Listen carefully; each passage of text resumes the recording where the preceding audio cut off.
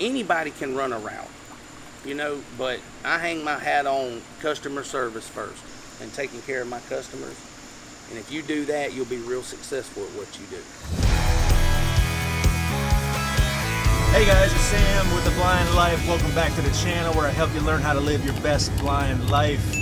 So I've got a really cool video for you guys today. I am down here in Alabama on vacation visiting my sister and my brother here, my brother-in-law. My sister's actually been on the channel before talking about her and her husband Danny. Danny does not only the Bioptic driving, but he's also a vendor with the Business Enterprise program down here in Alabama. We just spent the day earlier today out on a lake where Danny was driving us around on a boat. Now we're driving home, and all because Danny does the Bioptic driving. So Danny, first of all, thank you so much, man, for talking with us today. Great to be here. I just wanted to ask Danny some questions and talk about a little bit about Bioptics and how he got started with that and what that program has meant to him and his family. But also more focusing on the vending machine, the Business Enterprise program, because that has truly opened up a career for Danny and a lot of possibilities financially for his family and all of that, helping to take care of the family. So Danny, first of all, what's your vision impairment? It's 2200 in both eyes. 2200, and what causes the vision impairment? Histoplasmosis. Yeah. It's caused from birds. It comes from birds. Yeah, You actually inhale it in your lungs, but it can affect your eyes. And so when did you start losing your vision? Oh, I was probably about 10 years old. Okay, and you get the shots, right? I do. Yeah. Yeah, I get a shot in my left eye every 9 weeks. Every 9 weeks. Yep. So when did you sign up for the Bioptic driving program and go through all that process? 2015. I've had my license now for 6 years. Very independent, love it. Yeah, I mean they live in Alabama. They've come to visit me in Kentucky several times. Yep. Several of those times, Danny drove himself all the way, and it's allowed you to do that. It's allowed you to just independence around for normal household chores and things like that. Run into the store. Yeah, go to the doctor, go grocery shopping. Yeah. Or shopping in general. Go to the beach. Yeah. Or like the lake we went to earlier today. Yep. Stuff like that. You're not allowed to, there's a rule with the Business Enterprise program, you're not allowed to drive to your vending locations, so you have your assistant do that. Yep, I do. But every other thing in your life, you can manage. Drive everywhere except for that. And there's restrictions, right? Like yes. Time of day and that sort of thing. Daytime driver's license only. Yeah. Do not do night Bioptic driving. Now, a lot of people always ask about the cost. So the glasses, and I'll probably be showing clips while we're talking here of maybe us at the beach doing that kind of stuff, because Danny drove the boat while we were out on the beach, or not at the beach, but on the lake. So you were able to do that with your glasses. You're able to drive this. So I'll show clips, and I'll show close-up clips of Danny's glasses. But there was a cost for those, right? Yep, there was. They cost about $2,500. Yeah, they're not cheap. They're not cheap, but they're worth it if you want some independence. Yeah, and then you had a pair that got damaged, and you had to replace those. Yeah, it cost me about $1,000 to have new lenses put in it. So yeah, so you need to, and tell them how they got damaged. By sitting them in the sun. Do not leave them out in the car in the summertime, whatever you do. Especially if you live in South. If you live in the south. Yeah, they melted, or did you guys, they melted. Yeah. Yes, they did. So and they cracked, so that you couldn't even see out of them. Yeah, and so there's a cost to replace those. But also once a year I have to take an eye exam for the DMV here in Alabama, which is the Department of Public Safety here in Alabama. Yeah. Every year I have to have an eye exam and send them the paperwork. That's once a year. They'll send me an envelope. I have to take it to my regular eye doctor. He fills it out, and I have to send it back into them. Yeah. Yep. And not every state, unfortunately, supports the Bioptic driving program. They do not. So check in your state. I don't know about other countries, but here in the U.S., check if your state does. And I think 2200 is the cutoff, right? 2200 it is cut off here in Alabama, yes. You Yeah, gotta so have check 22, that yeah. in your state as well. In both eyes. You can't have just one. You gotta have both eyes. Is it corrected? 2200 corrected. So if you wear glasses that corrected it to 2200, you're okay, right? Yeah, oh, it would, yeah. Yeah. Yes.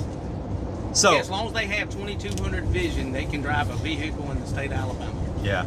You will have to take eye exams and stuff like that, but that's just part of it. I did some, actually I had to drive with the guys up in Lakeshore in Alabama, up in Birmingham, I mean, and they trained me. I had to do a test with them before they would even send it in to the Department of Public Safety. Yeah, you have to go to get training. You have to go get training to learn how to drive with learn how to drive with these Bioptics, yes. Yeah. Check it out. If that's something you're interested in, definitely look into it. You can't just go buy a pair of these glasses no, you and cannot start go driving. buy. You have to go to your eye doctor to get those glasses. She would have to refer you to Lakeshore, or there's another one here. I can't think of the name of it. Yeah.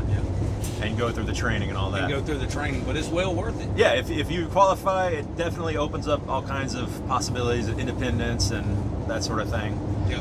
So now talking about the business enterprise program, how long have you been doing that? 13 years this July. Past July. You got training, was it Birmingham? No, Talladega. Talladega, yeah, at the School for the Blind in Talladega. Alabama, AIDB, Alabama School for Deaf and Blind, yeah. AIDB. And so if you're not familiar, the business enterprise program, a lot of states have it. Kentucky has one. It's the vending program. It's vending and like concessions and cafeterias. Yes, cafeterias, mess halls at bases, like your base. Federal facilities. Facilities, yeah.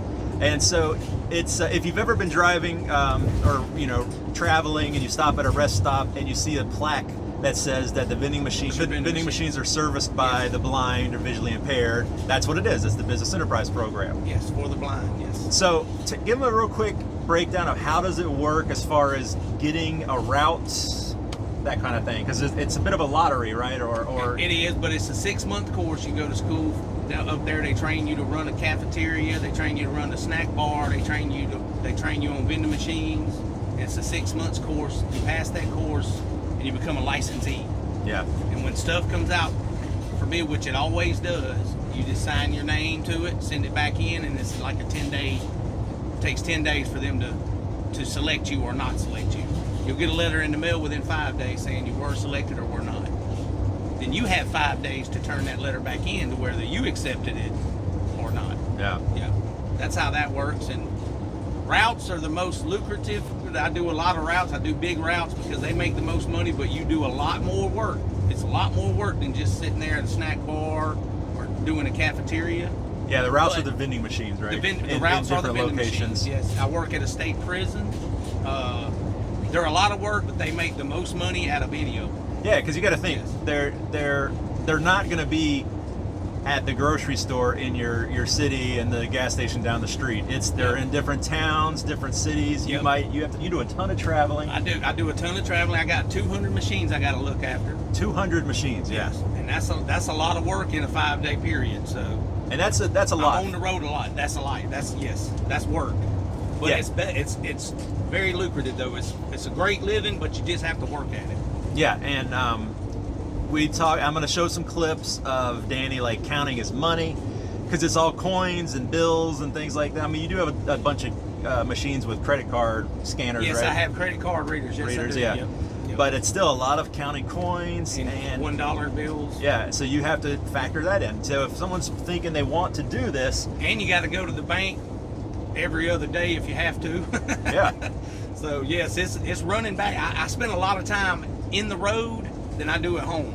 Yeah. During the week. Yeah, and how often a location that's seeing a lot of business, how often do you have to go stock that machine? Oh, twice a week, sometimes 3 times a week. Like on my military base, when they have students come in for training, sometimes I have to go to them 3 times a week to keep them full, because they'll have up to 500 students. And how many machines do you have at that base? I have 62 machines at the base. That's insane. Yeah. I didn't realize until we were talking about this yesterday or something that how many machines you had. Yes, I got a lot of machines. And you're responsible for that. What about maintenance? I do have here the BEP program gives us BEP technicians. They're BEP technicians assigned to us. Yeah. Strictly to us. And when I have a problem, if I cannot fix it, then I call my technician. They'll take a couple days. They'll come down and fix it. And you don't want that because that's...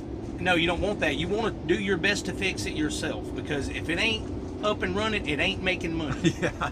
And it ain't full, it ain't making money. Snack machines need to be filled a lot, frequently. And then you learn, we talked about this too, you learned a whole art of trying a new product at a location, and it's clear if it's selling or if it's not selling. Then you don't do it that one there anymore. You don't do that there Try anymore. it at a different place. And Yes. we've talked about some locations are just weird, strange, because, you know, something bizarre, cheddar flavored pork rinds or something might sell amazing at this one location and nowhere else. Then nowhere else. Oh yeah, I have that happen a lot. Like, so do you have to keep notes on things like that? I do. I write it down on what I have in there, or I take pictures. You know. Oh yeah. But you always make sure you keep an eye on your dates. Always check your dates. Make sure your dates are, you know, people don't like to buy out of date product. Oh yeah, that's a good point. Where do you get your product from? I get my products here from Stacy Williams. I buy from Coca-Cola, and I buy from Buffalo Rock Pepsi. That's the three places I get, and Sam's Club. And I'm a runner. I like to go out and run, and I like to go to Walmart and get good deals on drinks during the summer and good deals on Gatorade. And, so you probably do that. You probably keep an eye on the sales and things like that and stock up. Yes, I keep on and stock up on it. If it's on sale, buy it, because you're gonna sell it. You know. So that brings us to storing your products, and I'm sure every vendor is going to have their own little method. You have a van, which we're in right now, actually, where you keep all your non-perishables or non-perishable stuff that's not going to melt. At stuff least. that's not. I have to keep my chocolate in the house because it's too hot down there this time of year. Yeah. But you keep, because I remember they've recently, well, within the last several years, moved to a new house, but the house prior to that, you had like a closet that was like, it looked like you walked into a store, a convenience store, because there were shelves of products and well, stuff. now I keep stuff on here, and I also have a storage unit on the military base. They provide me with one out there too. Oh, so well, with 60 plus machines over there, that makes sense. Plus I use the garage out there for my drinks. I don't put snacks in it, but I put my drinks in the garage. So what kind of things sell really well down here in Alabama? Coca-Cola is king. Then Mountain Dew is, I would say, second. And as far as snacks go, people love their chocolate down here. Chocolate sells the fastest. And Monster Energy drinks, I can go on all day and all day, all day on that. But it's a variety of things, but Coke is king. So Coke sells the best out of any of it. So what would you, if someone's thinking about getting into the business, number one, I would say it can be very, very profitable. Yes. But as you said, it is a ton of work. It's a ton of work. It's a lot more work than you really think it is. When you say the word, oh, do you do vending machines? People kind of, oh, that's easy. It is not easy. It's work, just like anything else is work. Just because you don't get nasty every day and come home and have to take a shower because you've been digging ditches or working on cars. You lift, a case of 20 ounce drinks. They weigh, 20 pounds. Yeah. Imagine picking up 100 of them a day. Right. That's a lot of work, plus you have to really keep an eye on your product because you will lose it, if you're not careful on your product. You have to check on your dates constantly. What I do is I take a big black Sharpie and I write the date on the box, the date it's going to expire. That way I don't have to look at the bag. I know in the box that it's dated. Was that something you just figured out, or is that one of the tips they teach That's you? one of the tips you learn in class. Okay. That's actually a great tip. Yeah. So yes. And then of course don't eat or drink up your products. And do not know that you'll be out of business in a week because we all snack people. Oh yeah, it's hard. That would be my problem. I'd want to. After 13 years, I barely eat anything out of that thing. Oh yeah. I'd be grabbing honey buns and all kinds of stuff. I barely eat anything out of it, but you just got to be willing to work. You got to be willing to work because you're going to work, especially if you get a route. You're going to work. So I mentioned earlier in the video that Danny has an assistant. Well, this is him. This is he. This is Aaron, Danny's son, my nephew Aaron. You guys have seen him. He's actually been on the channel before. We've done some videos. Once talking about growing up with visually impaired parents. And then Aaron was also on that very funny kids taste test video that we did, which was hilarious. So yeah, Aaron, what are some of your roles as an assistant for someone in the program? So he's not allowed to drive to his own location, so I have to drive everywhere. And I do the drink machines, and he takes care of the snack machines. And if he needs any help, I'll go out to the van and grab it for him. And I make sure the van stays organized and just do the keep up. Yeah, the grunt work, really. Yeah. But it is. I mean, that's something to think about. If someone's going to do this program, it's a lot of work, and it's a lot of physical work, and so you're definitely probably going to need an assistant, just for that aspect. I mean, not even talking about the driving and all that, but you're going to want someone to help you carry the things out there, load up the machines, all of that. When we have these carts out, and we stack them pretty high with drinks. Yeah. So me and my dad both have to make sure, hold on to it the whole time we're like walking into the building to make sure it doesn't like fall. And stuff falls, happens a lot. And you probably have to be like a second pair of eyes too for your dad, navigating around. Yep. How many, in an average work day, how many locations do you guys hit? Like a heavy, what would be a heavy work day? Well, a heavy work day would probably be in Fort Rucker, where we got a lot of machines. We have over like, I think 60 machines there. Oh yeah. So we probably do spread out. And each place is like, it does a certain amount of business. Like some places would do really good, and some places won't do that good. It's like every 2 week places. But yeah, we probably do like 10 to like 11 maybe. Different locations. Yeah. And they're you might get a place like that has 60 machines, but someone might have just 3 machines here, 2 machines there, and these places could be, what's the average driving time between one of these places? Like an hour or something like that, or? Well, in Fort Rucker, everything's pretty like close together, but Fort Rucker is 30 minutes from here. Yeah. But our prison that we do is an hour and a half away, and the rest area is an hour and a half away. Yeah. So and Tuskegee is 2 hours away. Yeah, so that's a lot of driving. Yeah. A lot of driving. That's most of the work, really, is driving. And then, of course, you guys you probably have to help your dad go pick up new product. Go to, I think he said he goes to Sam's Club. Yeah. Yeah, we probably go there every other day, probably. Really? Jeez. Yeah, we use a lot of stuff fast. Yeah, I mean, because I was just here the other day, and these shelves were much more full than they are now. Yeah. So you guys will probably be going to pick up some new stuff soon, huh? Yeah, we actually went to Sam's this morning. Oh. Yeah, and we just used that much stuff at the rest area. Wow. Yeah. Yeah. So yeah, we'll probably have to go back. Sometimes we even go to Sam's like 3 days in a row. Sometimes it can be like that. All right, well, let's get out of here because we're getting eaten up by bugs. But I think that's good.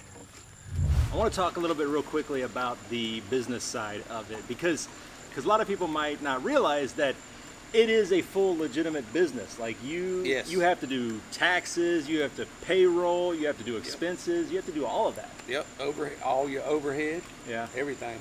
And you got to keep track of that. You got to keep track of it. You got to manage your product. You got to manage your employees. Yeah. You got to manage you manage your inventory. Yeah. Yeah. It's a small business. You got to work hard at it to succeed. You got to manage everything. If you don't take care of your inventory and manage your employees and pay the things that need to be paid, you're not going to make it. You got to manage your even your gas down to how much gas you use. Right. Yeah. Yeah. And then, like I said, possibly needing to get a vehicle. Like you've got your van. Need to get a vehicle. Look for you a low mileage vehicle. Yeah. Make sure it's reasonable on gas, because anything you buy in this business, vehicle wise, is going to drink gas. So, because you need such a big vehicle to run a business. Yeah. To haul your inventory and all that. Plus, you need to look in and getting you some storage space at a decent price. Right, because you mentioned that you've got a couple of facilities where you store on location. Store location, yes, I do. Yep. Yeah, because it makes it easier than having to run lug back everything. and forth. Right. Yeah. Saves you time on running back and forth. You got to go to the bank and make deposits.